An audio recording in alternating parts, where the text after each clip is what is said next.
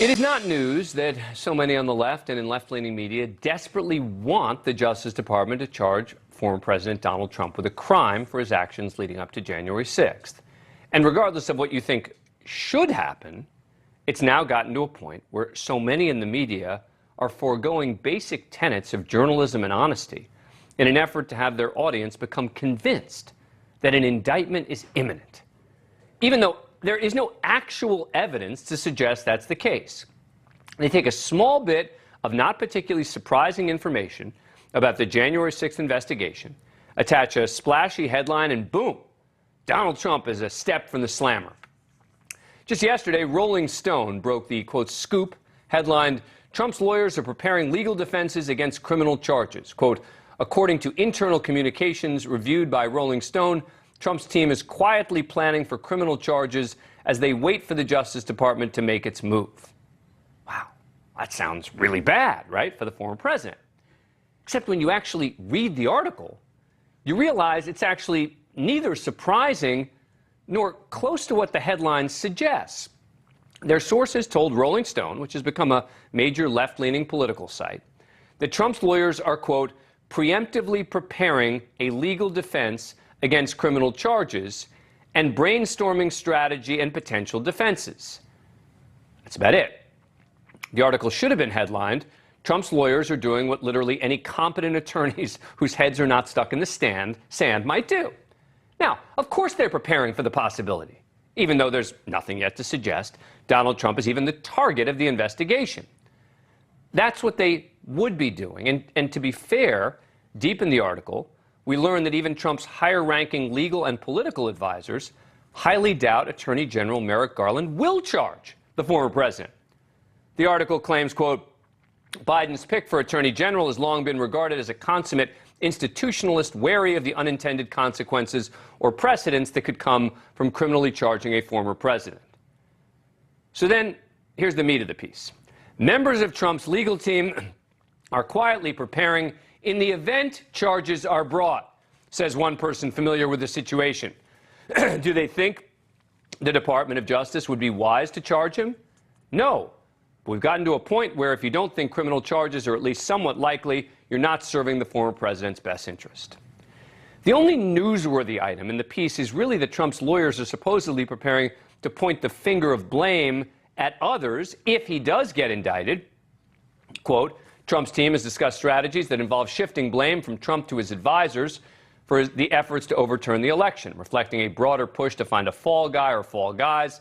Trump got some terrible advice from attorneys who some people would argue should have or must have known better, says one of the sources, and advice of counsel defense would be a big one. But I wouldn't bank on that either.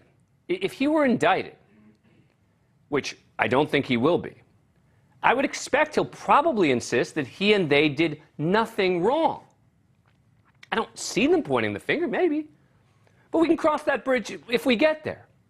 This is just the latest example in what has been a news cycle where left-leaning news outlets have been falling all over themselves since this Washington Post story last week with the headline, quote, Justice Department investigating Trump's actions in January 6th criminal probe. People familiar with the probe said investigators are examining the former president's conversations and have seized phone records of top aides. Now, as I said on the show, when that headline came out, I'm confident that that reporting is accurate. We know top aides to the former vice president, including his former chief of staff, have been testifying before a federal grand jury in recent weeks as part of that federal investigation. And I am betting that there will be indictments in connection with the so-called fake electors scheme, where some Trump allies tried to put forward lists of people falsely claiming to be electoral college electors in battleground states that went to Biden. Now, of course, federal investigators want to know what Trump knew and the extent of his involvement, but that isn't evidence of an active effort to try to indict the former president. It doesn't even mean that he's a target of the investigation. But why should that stop many in the media from overstating the significance of the report? This is a big darn deal. There's no other way to put it. This is what an actual criminal investigation by the United States Department of Justice of Donald J. Trump looks like. All of the data points are beginning to point toward Donald Trump, in fact, being under a federal criminal investigation in the grand jury, because prosecutors would not go off on some wild fishing expedition in the grand jury asking pointed questions about a former president unless that had been vetted up through the highest levels of the Department of Justice. From yesterday's reporting, we now know that the Department of Justice is going hard. They're going directly at Donald Trump.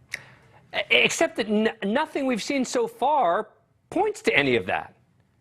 Again, it should be the media's job to provide sober, fact-based analysis, not wishful thinking about what they hope will happen. Joining me now is someone who appears on a lot of cable news networks, former federal prosecutor Renato Mariotti. Renato, thanks for coming on the show. Appreciate it. All right, so you have seen the Rolling Stone article. Let's start with that one. What's your takeaway? Those seem to be very prudent criminal defense attorneys doing what criminal defense attorneys would always do if their client was associated in any way with something that the DOJ was looking at. So, bottom line, you agree with me that this is not a major breaking bombshell story. What about the Washington Post story from last week, again, where they're asking questions about what did Donald Trump do? I mean, again, it was literally everywhere on cable news was, oh, did you see he's now the target? All those people there, some of whom I like a lot, suggesting, oh, this means that Donald Trump is being investigated. I don't see that. I think that was interesting. I mean, that was a real piece of news, unlike, I would say, the Rolling Stone piece, which was just a nothing burger, I would say. I think the Washington Post piece was a real piece of news, but it says a lot less than some of those clips that you showed from other cable news networks. I think what it shows is that Donald Trump's actions are under investigation, that he was involved with a scheme that is under investigation, as you suggest. Dan, some people may very well be indicted as part of that scheme. That's concerning. If I was representing the former president, I would be concerned about that. I'd be watching it closely, and I'd be doing exactly what they're doing, which is, preparing for contingencies, considering what my defenses would be. That's just normal. But no, I agree that article does not indicate or suggest that Donald Trump will be indicted.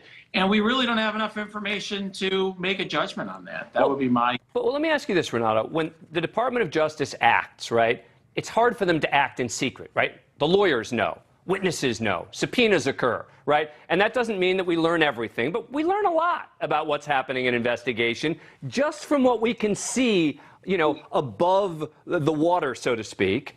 Have you seen anything that suggests to you that the Department of Justice is either targeting Donald Trump or preparing to indict him?